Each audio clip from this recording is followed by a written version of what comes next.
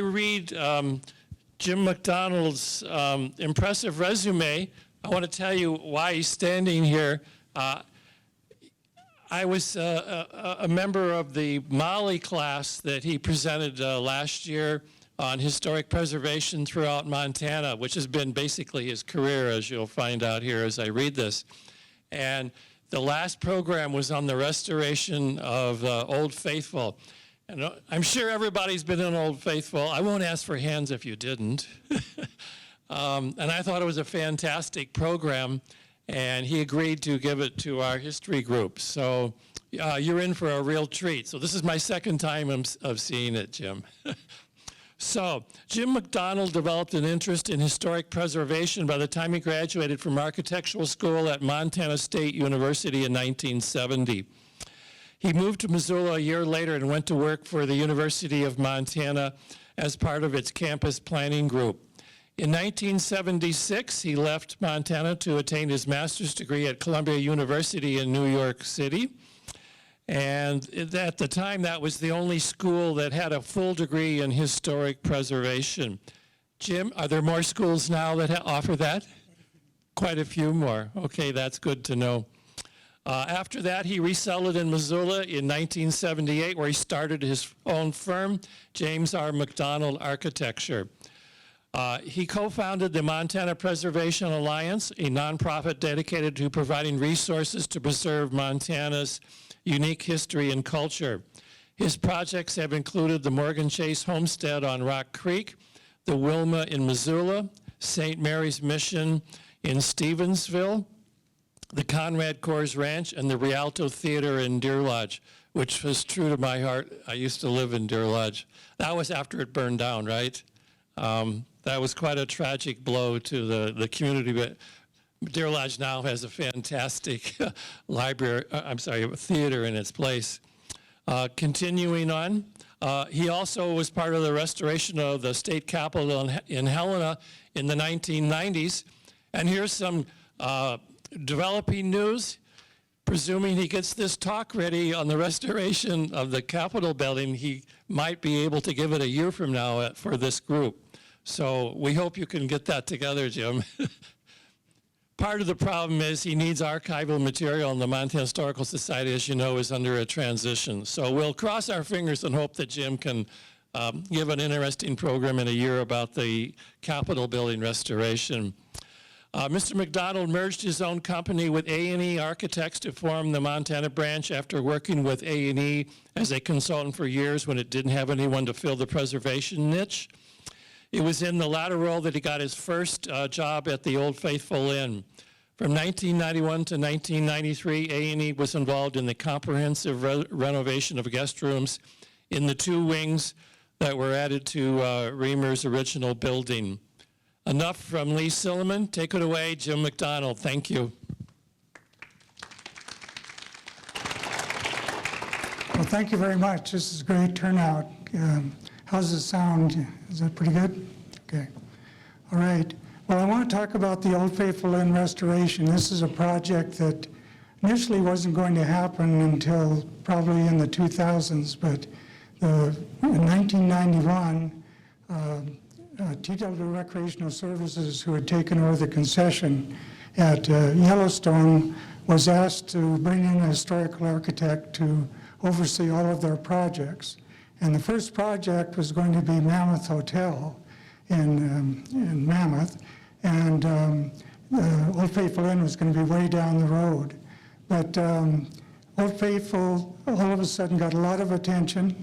If you've ever looked at the American Institute of Architects famous buildings that they asked people to put on their list for their 150th anniversary, Old Faithful Inn's number 18 on that list. So it all of a sudden became very important, and because of some structural problems, it also was in need of some structural work. So Mammoth Hotel got pushed into the 2000s, and we started on the Old Faithful Inn.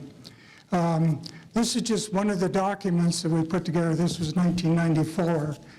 We had historians from Historical Research Associates and myself putting together and documenting all the history of the building, including the architect, Robert Reamer, and put that together in order to put together a plan, or have a plan for the restoration at some point.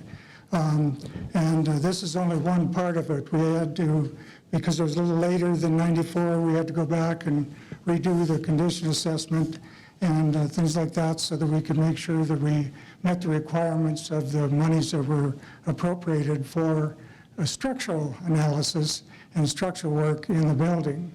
What it gave us, though, is even though we were just doing structural work, it also opened up a lot of areas where we could start restoring things that have been taken out and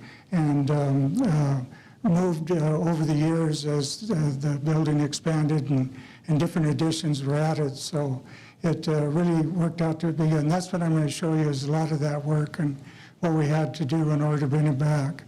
The main thing when we do these historic structures reports, we look at the character-defining features of the building because we want to make sure that we maintain those features. And this one still had a lot of great features. Of course, the exterior, the log work on the lower floor, the wood shingles on the upper floors. Everybody thinks this is a log building, but it's just on the first floor where there's really the log work and then details as you go up through the building. But anyway, we defined those character-defining features and what we wanted to save, what we wanted to change and bring back, and that's how we got started in the late 90s there as we moved in, or excuse me, in the early 2000s after the 100th anniversary in 2004 of the inn, we started our work after that. We initially wanted to do one project. We were going to shut the inn down for 2 years, do the whole project, and then open it up again. But the concessionaire at that time, TW Recreational Services, no way, we got to be open during the summer. So and we want you to do all the work during the winter, exterior, interior, everything. So we divided it into 5 phases and did that work throughout the winter. And you'll see people putting shingles on the roof in the snow and things like that. But so anyway, that really helped. It also helped because we could get good bids. The unfortunate part is that one contractor didn't get all 5 parts. We had to bid each phase separately, so we had at least 4 different contractors over that 5 phase project. And that was kind of the unfortunate part. I could say that most of them were pretty good, but we had a couple that interesting, but we got it done. And but it took a lot of work actually going back and having them change things and do things properly according to plans, things like that. So anyway, I'll start out here. This is Old Faithful Inn. This is what it looked like in 2004 when it opened. Construction started in June of 2003, excuse me, 1903, how about that? And was opened in June of 1904. All completed, had a red roof originally. It has stained shingles on the roof. That's the only thing we couldn't do. They didn't want us to do stained shingles for the restorations, so that's one of the only things that we weren't able to totally bring back. Robert Reamer's the architect, the Yellowstone Park Company through Childs. They met in San Diego when Robert Reamer was working on the Del Coronado building down there, so doing some work there. So Childs asked the manager of that project if he could, if Robert Reamer could come up and design a new building at Old Faithful. And it's kind of interesting because he designed this rustic building at Old Faithful. At the same time, he was doing a colonial revival building at Lake Hotel. It was a building that originally was just a railroad building, but they wanted to change it and make it more of that colonial revival, so columns were put on, everything. So 2 different styles within a year period there where he was designing this work. But anyway, back to Old Faithful Inn. This originally was called Old Faithful Tavern. We had 12 drawings. One drawing was 12 feet long by about 3 feet high that showed the front of the building and had all the different elements. But we were able to find all that information and make sure that a lot of the things that he had originally proposed were still there. The inn, as you see it there, you see Old Faithful Geyser off to the left there. Unfortunately, the building wasn't, the front of the building didn't face towards the geyser. It actually faced down the geyser basin. So, and you have to kind of go to the side of the building to see Old Faithful Inn. But anyway, they were able to do this work all in 1 year through the winter. They had 100 laborers, masons, and log people, carpenters, on the project.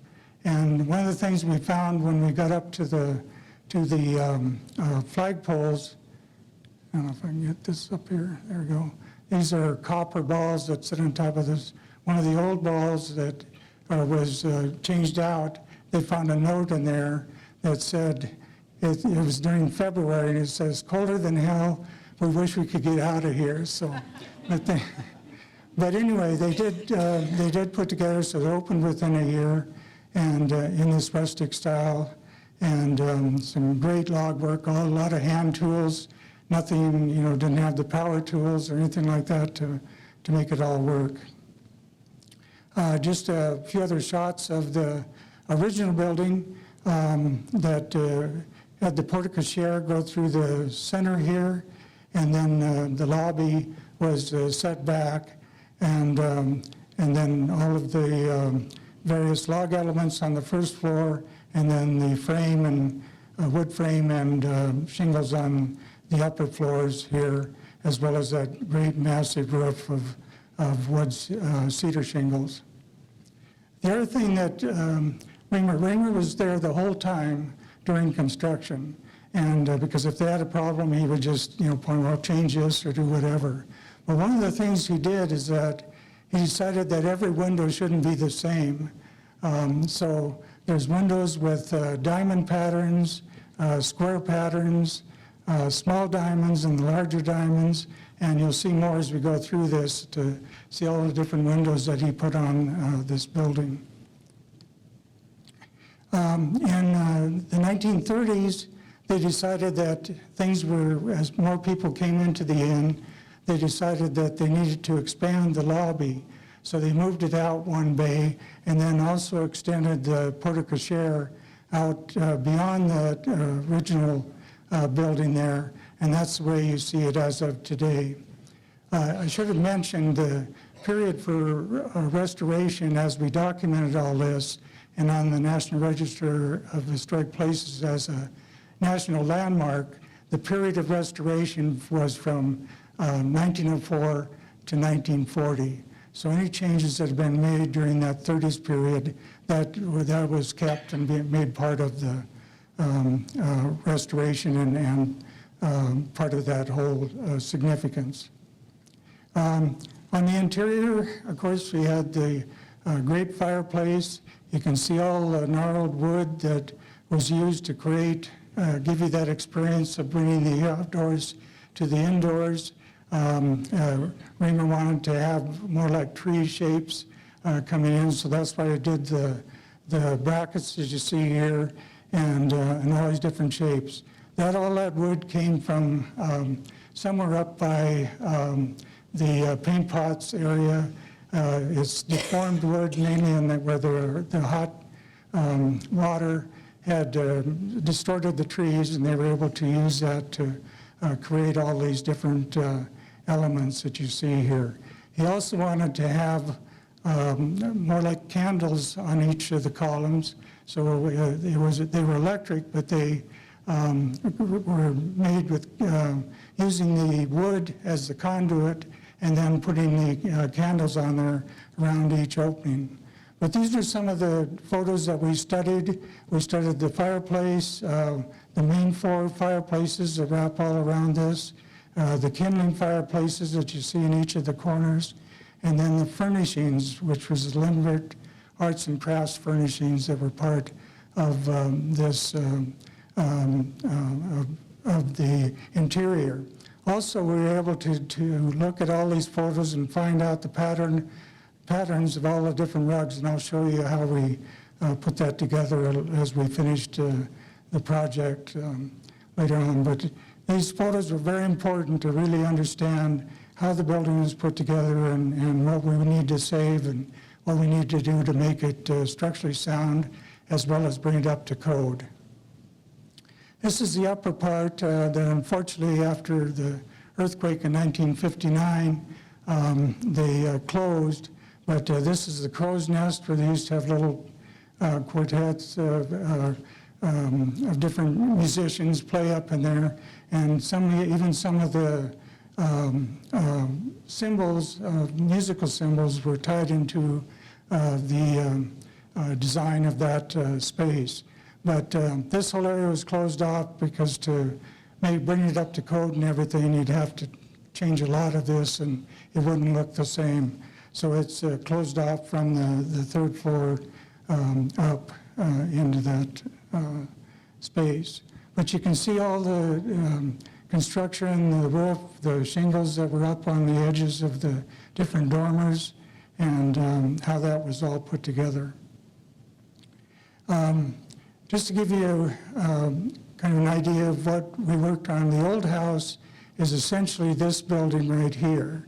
And then there was an east wing that was designed by Robert Raymer in 1913, and the west wing in 1927. And we actually, before we got into the old house restoration, we actually redid the rooms, especially in the east wing, and some of the rooms in the west wing prior to that in the early 90s there. And I worked, I only had a few people in my firm, so I had asked A&E architects at the time to help me out and put these projects together, and that's how we sort of formed. And then in 2000, that's when we combined our offices.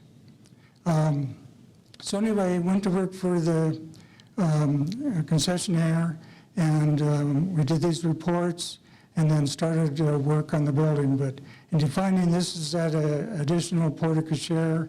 The lobby had been moved out one bay that you see here because more people were coming in. The rooms used to come clear out into the lobby, and they were cut back. And then a lot of the different walls that you see along here were also moved in order to create more space for all the people that came to the building. They say that now, these days, 90% of the people come to see Old Faithful, and 60% of those people walk through the inn. So, you know, when you got 3 million people, it's a lot of wear and tear in the building and things like that. There's other additional, the kitchen was added to over the years. It was just a small area. The dining room here in the center, and I think I have a better photograph of this. The dining hall that you see here is original. The fireplace sits right here, and then it was opened up in the 30s as expanded. The Bear Pit Tavern was added. The kitchen was completely redone and added, and as I mentioned, that bay was pushed out, and the new porte-cochere was added. In August of 1959 is when the quake at Hebgen Lake occurred. And it's kind of interesting when the actual quake was just outside the park as you turned on the road to past Hebgen Lake there. But it was enough. In fact, I was in Great Falls on the ranch in 1959, and we felt the earthquake there. So it traveled through this whole area. But I just should mention that the quake came across the building like this. And in the studies that we did to bring us up to seismic conditions, we felt that's probably the only thing that saved it, because with the wings that were added and these elements that were still here, it saved the building. Of course, the fireplace in the dining hall collapsed and went through the floor into the lower level totally, and then the top of the main fireplace here on the outside with all the brick came down and plugged up the three main fireplaces and all the kindling fireplaces. But anyway, that's what saved it. And in our studies, if the quake had come more straight in the front doors like this, we probably wouldn't be restoring it, because the building probably been on the ground.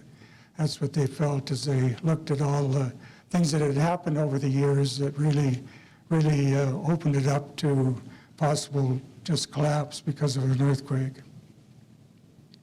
There was another quake in 1975. It didn't cause any damage to the building, but it was felt in the building. So at Montana State University in 2003, there was a Canadian professor who was developing a software to determine how buildings react under different quake conditions. And he was able to go and put together a model of the interior and all the connections. All those different brackets and everything were just attached with 16 or 20 penny nails, that's all. So they were pretty loose and open. And so the building, like I say, probably would have come down if it had come in the front door. But he looked at all the possibilities and what needed to be added in order to make this work and become structurally sound. So we had him put together these models with the new elements, where we brought in steel in order to stabilize the building, but also get it to move as one building rather than all the little pieces going off in different directions. So we did that, and then he applied different conditions to it. So here you see what happens when it's all tied together. The structure holds together as a form and saves the building, mainly to get people out of the building quickly at some point, but also trying to save this national landmark. So that was the whole idea of doing the structural work. We also did some testing at Montana State University, where we stacked up logs and to try and figure out how they moved in an earthquake. And they did this testing and realized that they needed to start pinning the logs together in order to make it work. And I'll show you this in a little bit. So the other main thing was the snow load. Over the years, there was we don't have that anymore down there, maybe 5 feet of snow on the building these days, but in the years, especially in the, up until the 1990s, snow was going up 2 or 3 stories. In fact, when they did the first remodel and put a new roof on it in 1984, they actually were using the snow drifts in order to support their scaffolding to get up on the roof. But we didn't have that opportunity anymore as we moved ahead. But that's all part of the structural conditions we had to. It was not only the seismic, but also snow loads and other elements. This just shows the main roof plan, and the reason I'm showing this is Weimer wanted to have all these dormers on the front of the building. These are the different shapes of the roof going all different directions. A lot of this was structurally stable, but these dormers, in fact, about a third of them aren't even open to the inside. They were just stuck on the building because he wanted some dormers. So he did this plan and made this all work. The problem we still have today is that the snow comes in from the south here and goes across, and then big crowns of snow are put on this opposite side here. And before we were able to stabilize all those dormers, the snow would just take some of those dormers right off, even though we didn't have the big snow loads that we see today. Just another look at this. Like I said, these dormers here don't even have an I don't think this one does either. There's glass in these, and then you see all the different shapes of the gable ends with the log cap on the top and the logs coming up holding that cap on top of the roof. There was the log surrounding the brick chimney that combined all of the 4 major fireplaces and the 4 kindling fireplaces together, and it was they had log work around that also. But anyway, these are just some of the sections that we worked with. The other problem that we had is that we needed to take all of these points here that you see, the dark points, and make sure they connected to all the elements as you go across the building. So we had to go in and put in mostly screws to stabilize them, get rid of the 16 or 20 penny nails, and they just slipped out. We went in and put in stabilized screws in order to tie the logs together, and I'll show you an example of that a little later here. We also had some weird situations that we couldn't figure out why they even did this, but it might have been because of the snow loads on the building. But you see down, this is the main structure up here, like on this particular truss, but underneath they had added a log tied in and tied off to the sides and out to the east and west walls of the main lobby. Unfortunately, what we found is that those elements were doing more damage to the building than just leaving it the way it was, because they were pushing out the walls the way they had constructed it. So we had to remove all of that, and that was part of the bringing it back to the way it was originally. And you can see a little better here in this drawing. It's these elements that came across and then pushed out. So especially this east wall here was pushed out about a foot, just with that log work. So it was very critical that we were able to get that and bring it back. I'll skip that one. But anyway, we looked at all of the different elements, all the decorative artwork in the exterior, all the outriggers, the log elements that made up that whole design that Reamer wanted in order to have that rustic style of architecture. And even interior railings and stuff, we had to beef up and make that all work. So the 2 main sides of the building, these were needed to be stabilized with a plywood in order to keep the shear or keep it from shearing off as a quake or any other force came through, a windstorm or something. So we had to pull off all the shingles and redo them. It had all been these 2 sides of the building had been replaced in 1984, but unfortunately they didn't do any structural work. So we just pulled them off. And these are the shingles that are used. They're 7 inches wide and 3 feet long, and they were exposed 18 inches on the side of the building. And we had to have these specially made to, as well as use some of the old ones in order to make this all work. These with the points on them are actually when you came down the wall to a certain point, and I think I can show that in another photo, but they, rather than just being cut off flat as they came down, they wanted to have just Reamer just wanted to have a point there as a decorative element. So here we are in the winter, redoing all this structure. This, of course, wasn't a real bad day, but every morning when there was snow, the contractor had to come in and clean off all the snow off the roof first, and then start work on the different elements.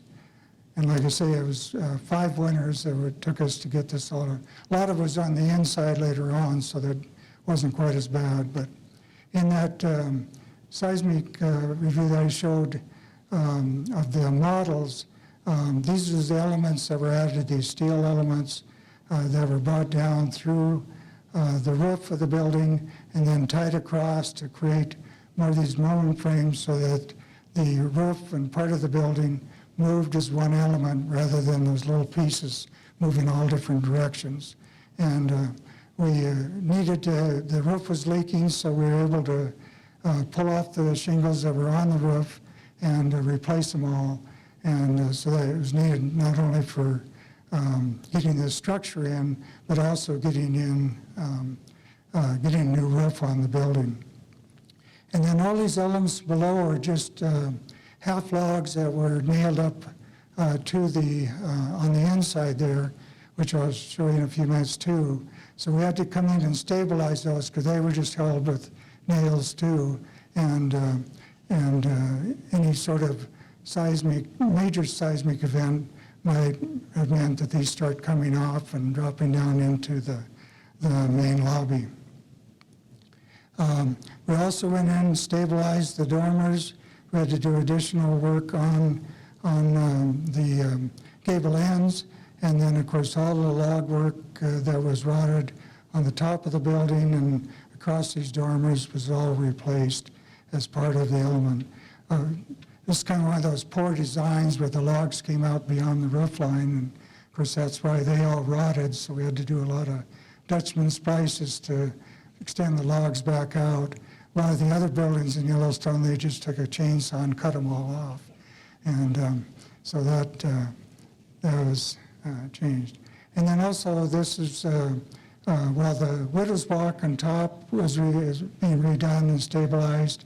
And then this stack was removed. It had the brick around it originally that fell down. And then there was just this part of the log work left after the quake. If you ever went to Nevada City for many years there, Charlie Bove,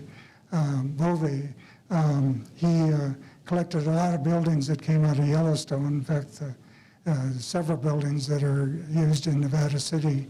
But he also took all the logs from the chimney here, and there was about a 20-foot structure that he just had on the ground there for a long time, and eventually they all rotted and the thing fell down. But we were able to, go back and look at those elements and make sure that we were doing this right as we did the restoration.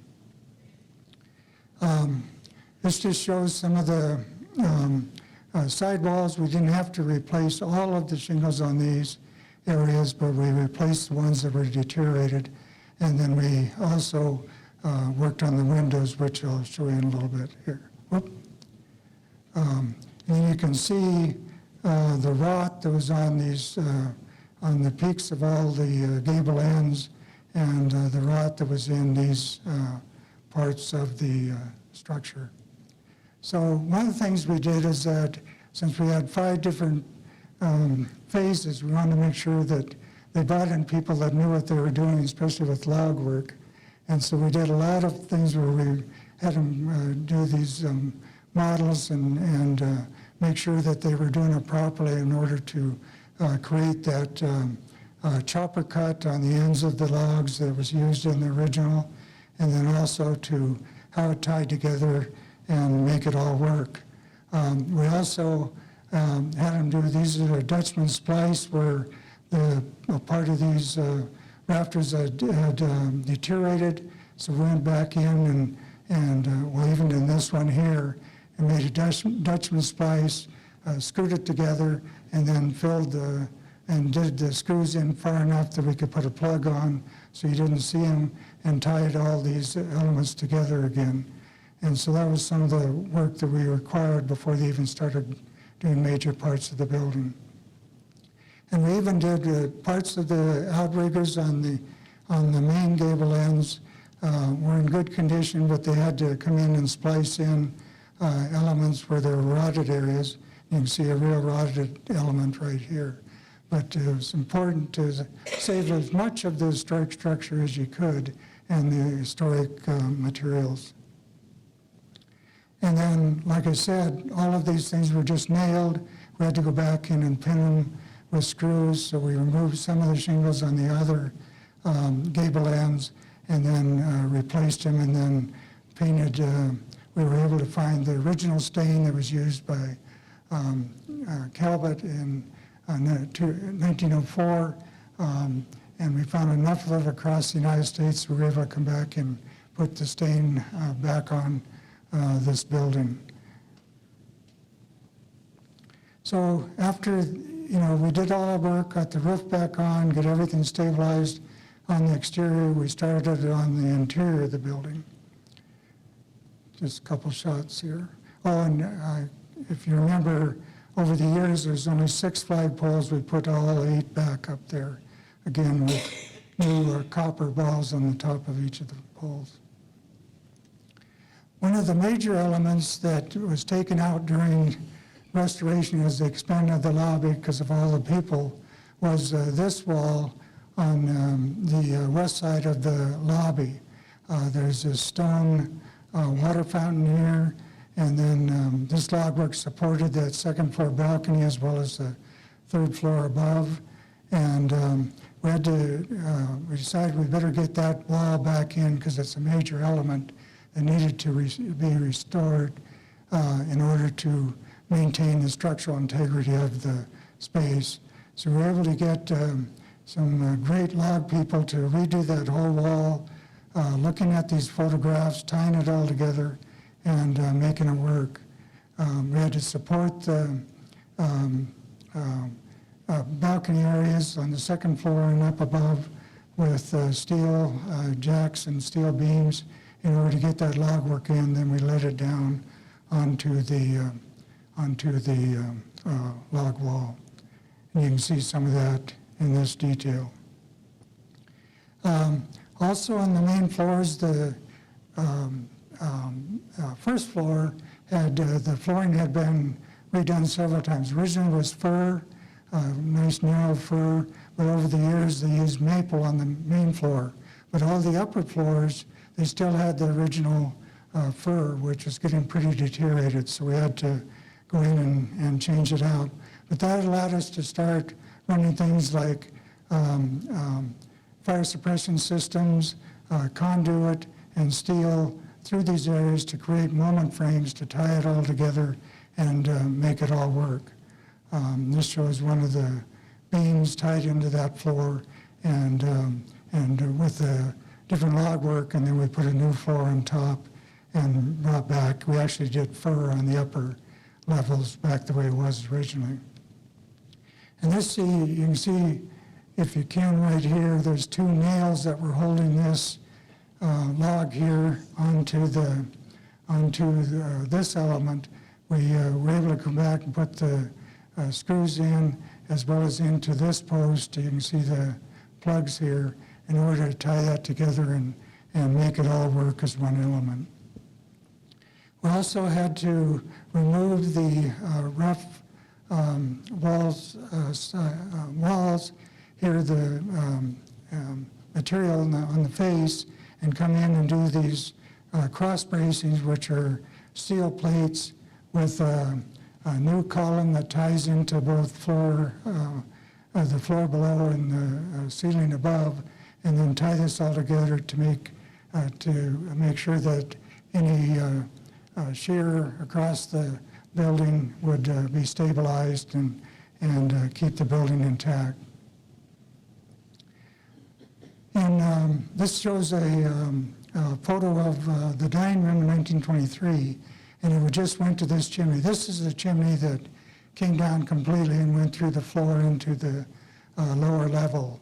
So, and they didn't get that actually back into, I think, 1988. They finally got the building, or the fireplace, rebuilt and stabilized structurally. But what happened also in 1984 is that they decided this was a log wall that separated the bear pit from the dining room, and they wanted more light, so they decided to open it up, put in these glass panels, and these are the panels that were in the, that I'll show you in the deli here in a few minutes, Robert Reamer design with all the animals coming into the bar and having a good time dancing and things like that. And so they said that'd be a good element to put in here, but they didn't do any structural work around this in order to stabilize it. So we had to go back, take all that out, and then create what we call these moment frames that bring steel across the top, down through where the columns were, and then under the floor in order to tie all this together. And then we also used some structural cables to tie across the different trusses to hold that all together in an element that tied into those moment frames so that that dining room would work as a main element. And this is what it looks like today with that all. So we're able to bring back the columns, and I'll show you in a minute how we did the columns around the steel and the other elements of the fireplace and trusses. The main lobby was, we also had to work on that. The 4 fireplaces, this is the only one that actually operated after the quake. The rest of it was, the other 3 main fireplaces were filled with brick. So the contractor, when they were doing this work on the structural stabilization of this element, they just lowered the guy down. The flues were big enough, they just lowered him down. He started pulling the brick out from the top and actually opened up all 4 of those main fireplaces.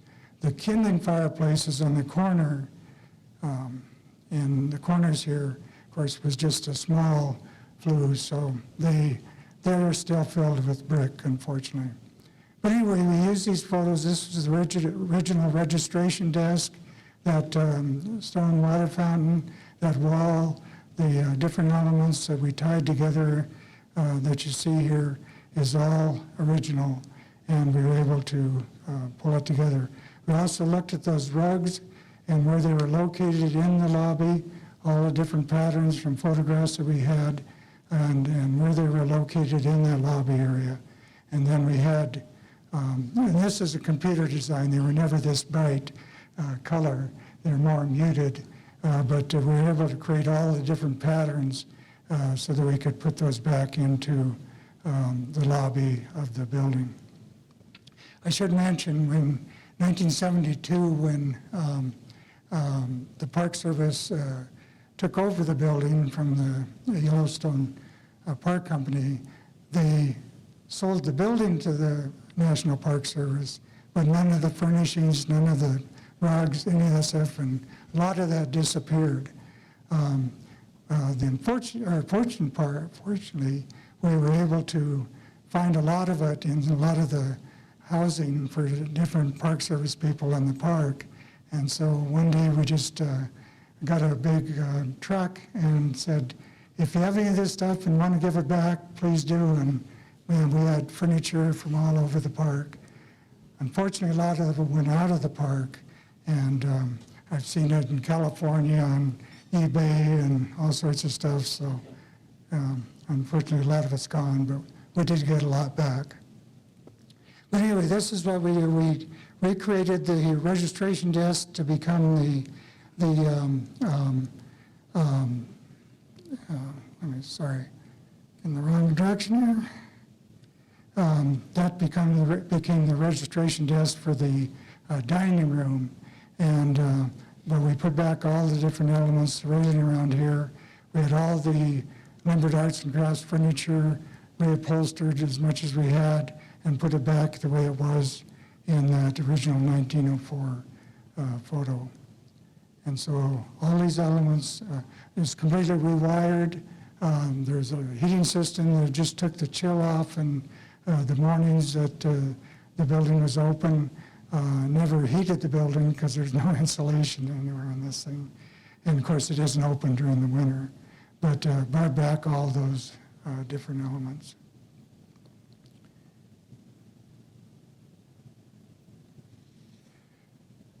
The other thing we had to do is create a new registration desk. And of course it got much bigger. There's 4 positions here, and then there's an activity desk here, but we wanted to put that in main lobby and do it in a way that was compatible with the original registration desk that you saw there by the dining room. So we were able to come back and create this. The stone that you see here, the rhyolite stone, that was part of the base for the inn and also for the registration desk as well as the chimney. The quarry is still in black sand basin there, and that's one thing they gave us. They said, you can go and get the stone and use it for the restoration. So, but that was the only stuff that we could take out of the park.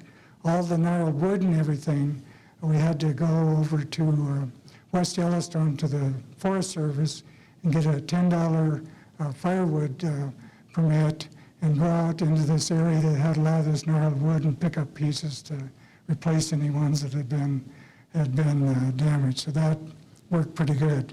You can see the rug here that was reproduced as one of those designs. And then if you look at this column here, there you can see just a straight line coming down right here. In order to cover up that steel and all those different areas, we cut those logs in half, dug them out on the inside, and then put them back together in order to surround that steel so it wouldn't show. And so this is what it looks like today after that restoration. Unfortunately, I guess we had to kind of modernize the restrooms, mainly to meet code and to meet ADA and all those different aspects. So a little bit different, and we had to, with all the people that comes into the building, we had to make sure they were good materials. So we used a lot of tile and marble and things like that to recreate the spaces. But picking up on a lot of the elements like light fixtures, patterns of tile that were in some of the other bathrooms, but we made this really work well, and it has worked well with all the people that use this space during a given day. Just some other details of that. And then in the deli, the original floor was this pattern that you see here, but we couldn't find a way to really do that. So this is one area where we went to cork and used a cork material in order to recreate this pattern. And it's really held up very well. And but we redid the deli here and opened it up. It used to be just a small area in the building, but we were able to open up and make it work. And here's one of Robert Wiener's panels that he designed in plywood, kind of a plywood piece here, and then drew the different animals on it. Coming to, this was originally the bar before the bear pit was added. And that's what they used. There's 12 of these panels, and they used them to create the glass that you see in that area between the bear pit and the lobby. And then the other big thing was to get rid of the unsightly fire detection, the sprinkler systems, things like that were added in 1987. That was the year before the big fire in Yellowstone, and they had just put the fire suppression system into the building and on the roof of the building. Unfortunately, they only had a tank of, I can't remember what the size of it was, but when they turned on the tank, because on June there, when the whole area exploded around the burned part of the snow lodge cabins and things like that, the flame, or the branches with flames on them were just flying across different directions. So they need to at least get up on the roof. So they turned on the sprinkler system and lasted for 20 minutes and ran out of water. And so they were able to get people up there with fire extinguishers and stuff and putting out branches on the roof, or we probably would have seen this whole building disappear. We had to put in some fire doors in order to create spaces that allow it to be blocked off in case of a fire, and create ways to get out of each of these different elements. We just use a plain one. And this is one of the corridors that show all those different elements that were really pretty, just wasn't appropriate for this type of space. So we removed all that, we were able to put it up in, removed all this ceiling material since we had to reattach it anyway, and we were able to put all the conduit, all the fire detectors, and all the fire suppression system in that space. Also, over the years, because of the roof leaks, most of the wood was really dried out. There were a lot of stains from water in a lot of the rooms. So we went in and used a steam machine, and we steamed out all the dark wood that where the water stains were, and cleaned them all up, and were able to get it back to the way it was. And then we went in with it's called a forest products lab mixture of turpentine and linseed oil, and we coated all the woodwork in the interior as well as the exterior of the building. And the whole idea is the turpentine dries out, and the linseed oil, it's used to get the linseed oil deep into the wood to restore that wood that you see. So we were able to go through all the rooms.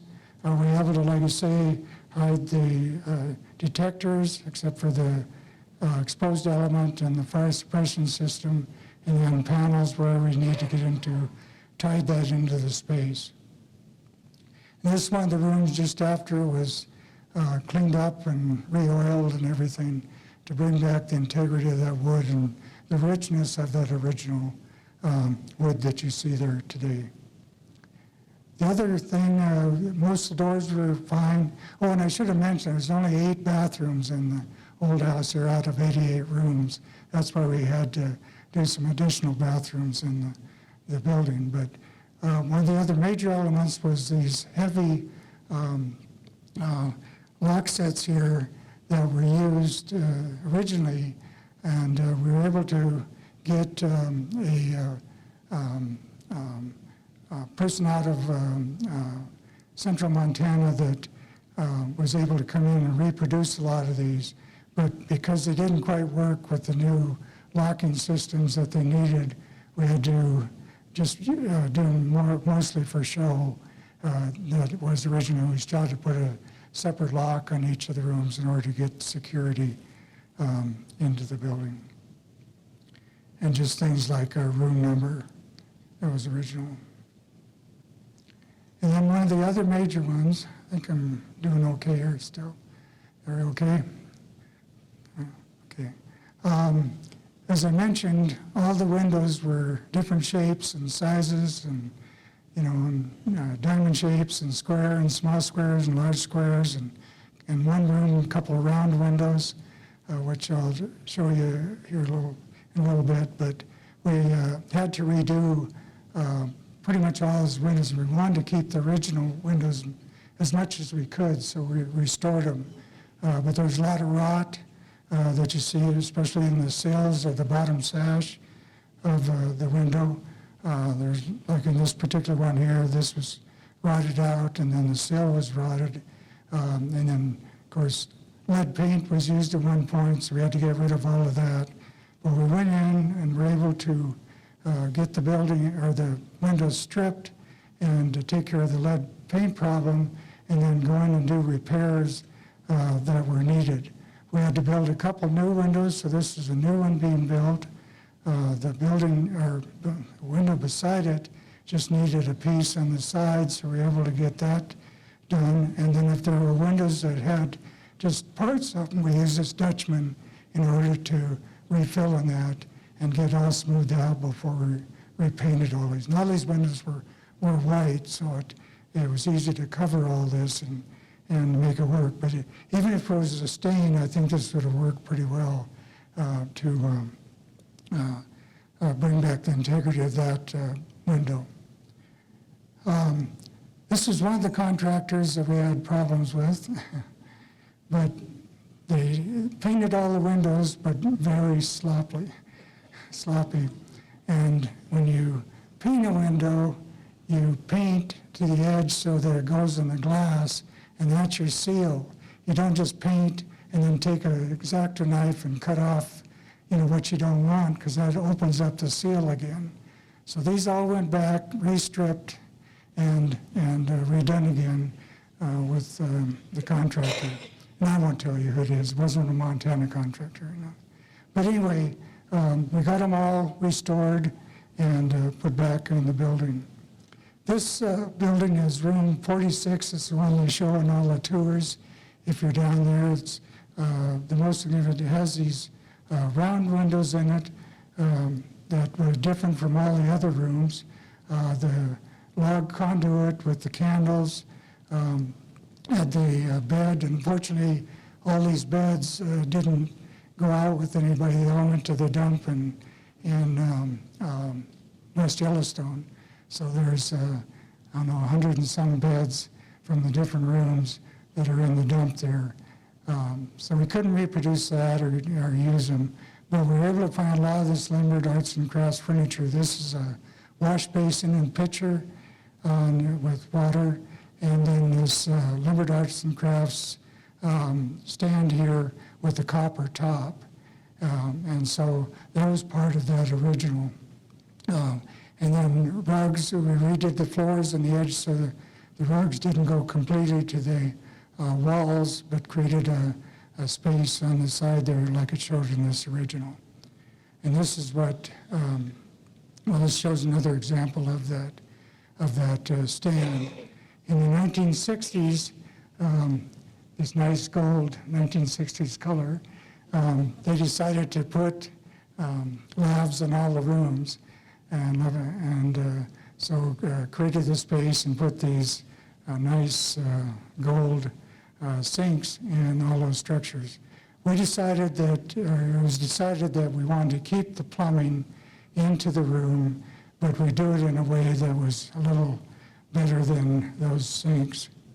So we designed a new lav stand that sort of matched the other with a copper top and a round basin that was all plumbed into with the water coming in from the top, and then redid this area here and brought back something that was similar to what it was originally, and that was part of that design. Here's those windows in that room that are all restored, those round aspects. And then these are some of the furnished limbered arts and crafts furniture that were in the building, but also ones that we found out in the park and were able to bring back and put that into the room. Fortunately, we've never found anything good to work for the beds, so this is what they look like today. They're actually a metal backboard, but the people making up the rooms don't like inboards or footboards on these because they like to tuck everything in. So that was one change we didn't like. But we kept that pattern, even though this isn't quite the rug that we wanted. We kept that pattern of the wood and that about 18-inch space around the room, and then carpet or rugs in the interior here. But all this conduit was run with new wires and brought up to code. All the different fixtures are part of that. We restored doors, re-oiled all the log walls. Originally, the logs were, oiled jute was put into the logs, and we actually found a lot of that. So we put that back in on the exterior of the building to close up all those gaps that you saw there. So. And then one of the last things we did was the clock. It hadn't worked for many years. They put a motor on it for a while to get it to run, and never kept good time or anything like that. So about 3 years after we did the main restoration, we found a clockmaker back in New York, and he happened to be walking through the building, and was talking about the clock, and some of the people called us and said, this guy wants to redo this clock. So he did. He took and of course, things you really don't want to do, but he took the whole clock back to New York, rebuilt the whole thing, but kept a lot of the historic pieces, was able to recreate the red and black colors of the Northern Pacific that were on this clock, and bring it back, and it operated within 1 second per summer for 3 years until, unfortunately, he passed away. But he came out every spring and recalculated everything, got it running again, and it works. So I'm not sure who's doing it now, but they did bring back the clock and the pendulum and really make it work. So that was one of the main things. And then the other main thing that we wanted to do was put the logs around the back chimney again, the way it was originally.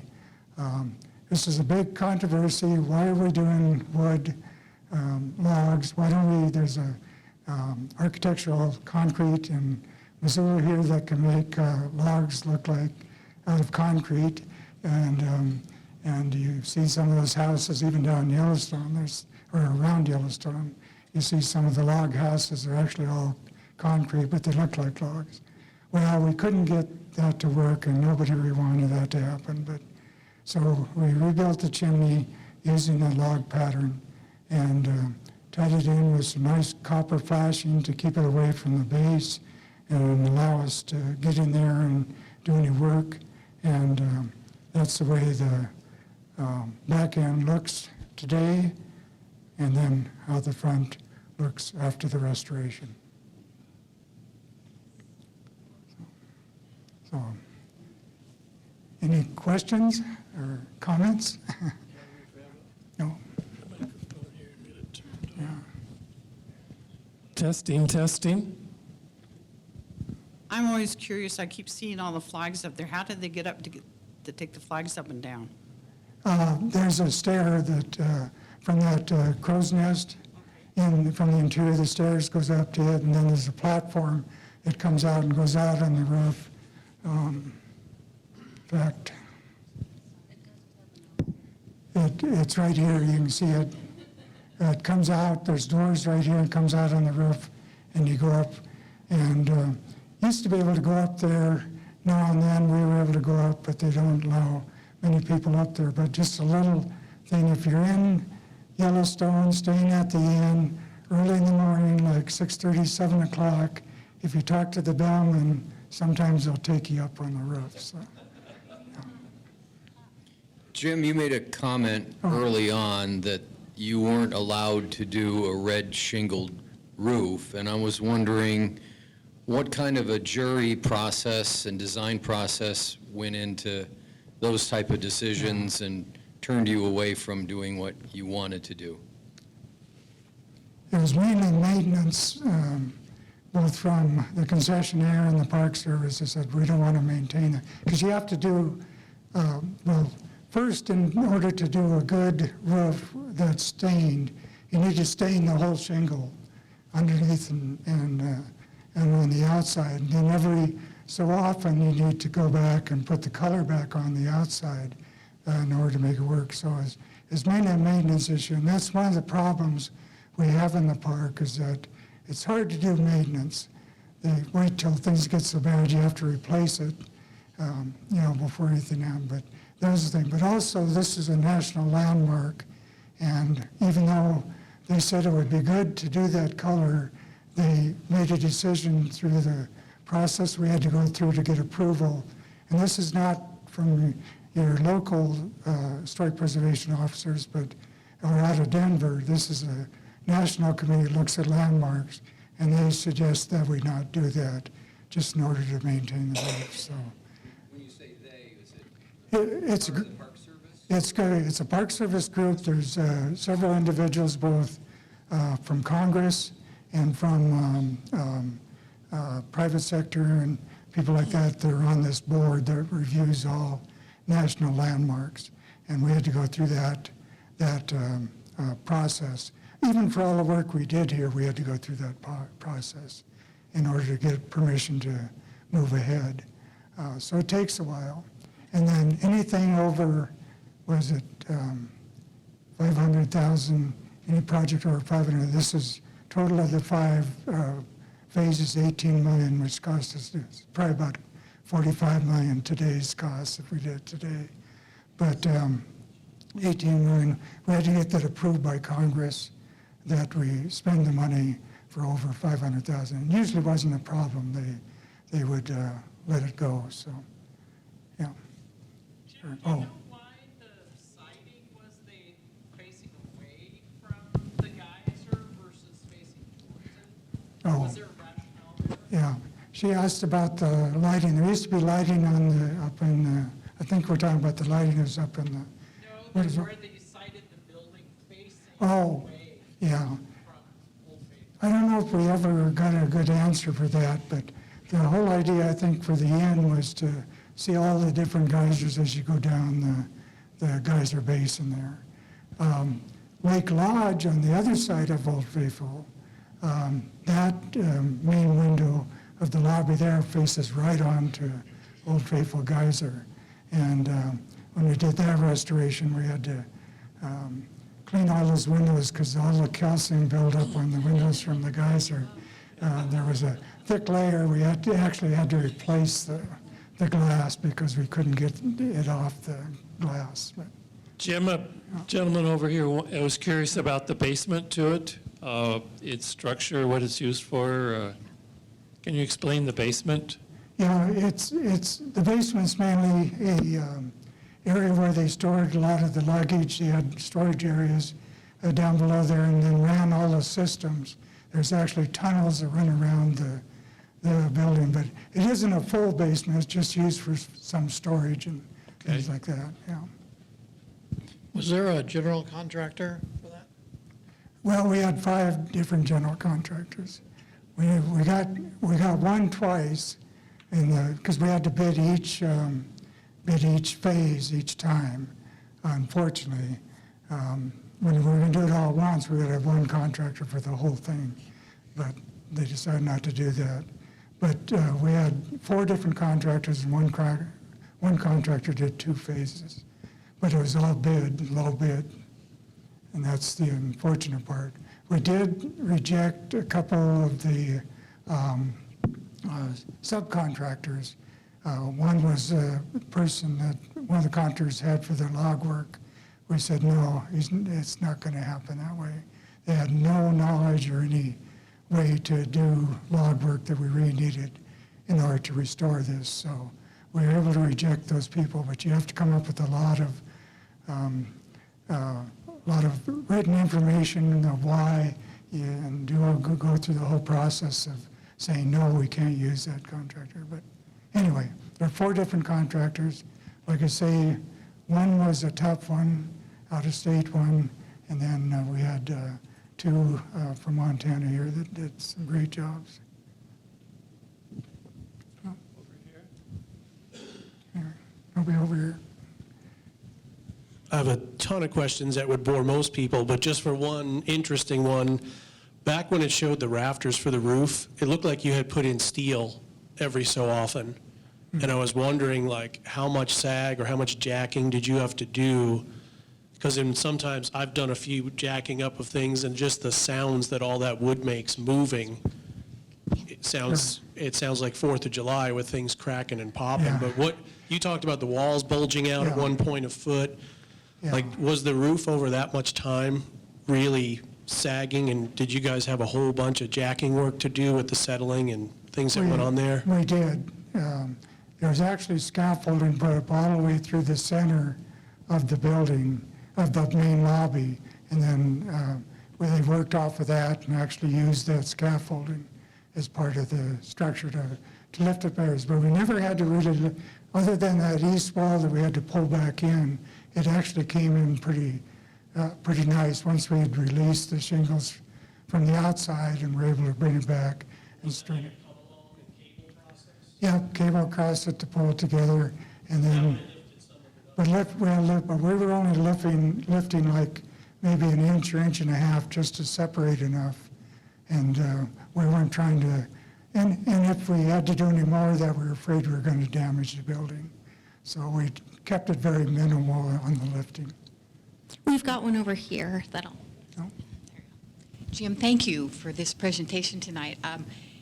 This little girl who was born in Montana will never look quite at that inn again in the same way. No. It's just so meaningful to see this, the restoration part and the original as well. And I have two questions. The first is about the textiles, particularly the rugs and the drapery. Where was that recreated? Out of Chicago is what we understood.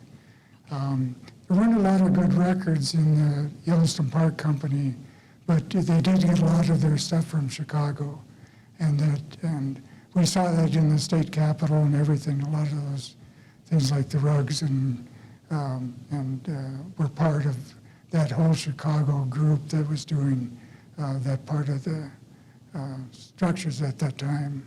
So a lot of it out of Chicago area. Okay. And then the furnishings, the Lindbergh, Yeah.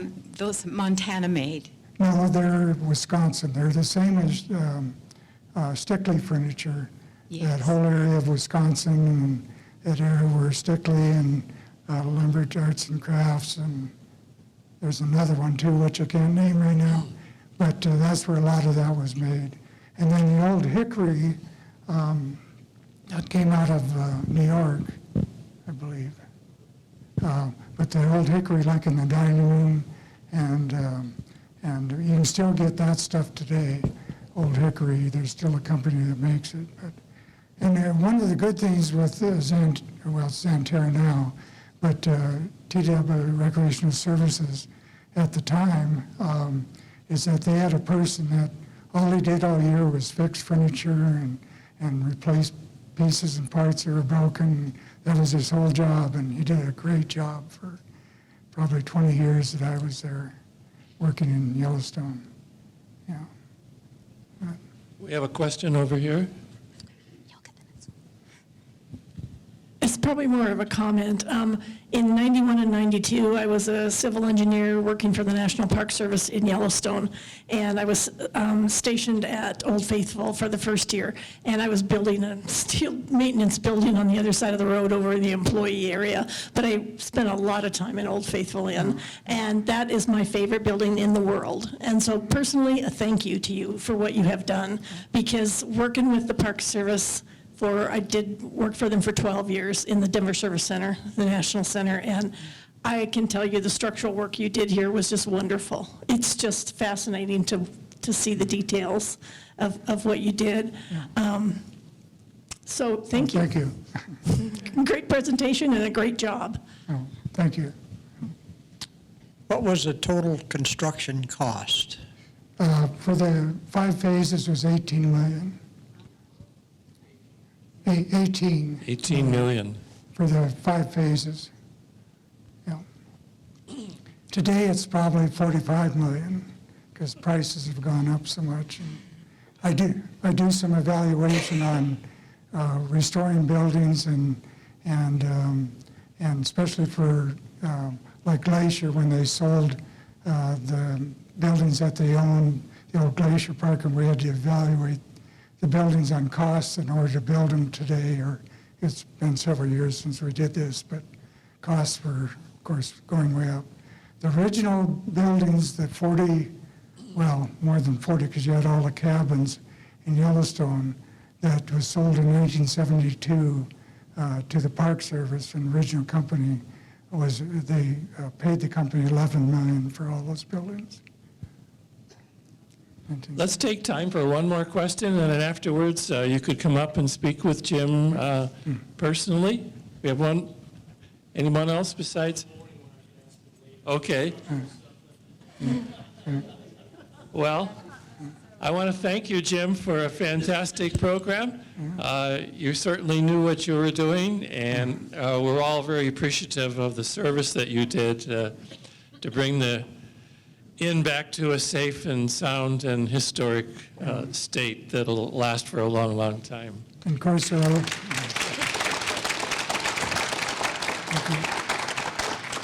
and of course, there were a lot more people than me. We had about 7 architects, a lot of structural engineers. Bodette Consulting Engineers was the group that did a lot of the structural work and the testing, and then, of course, mechanical, electrical. But a lot of people were involved. It just wasn't me. I just happened to be the principal at the time that oversaw the project. So. So we'll see you all in a month, okay? Thank you for coming.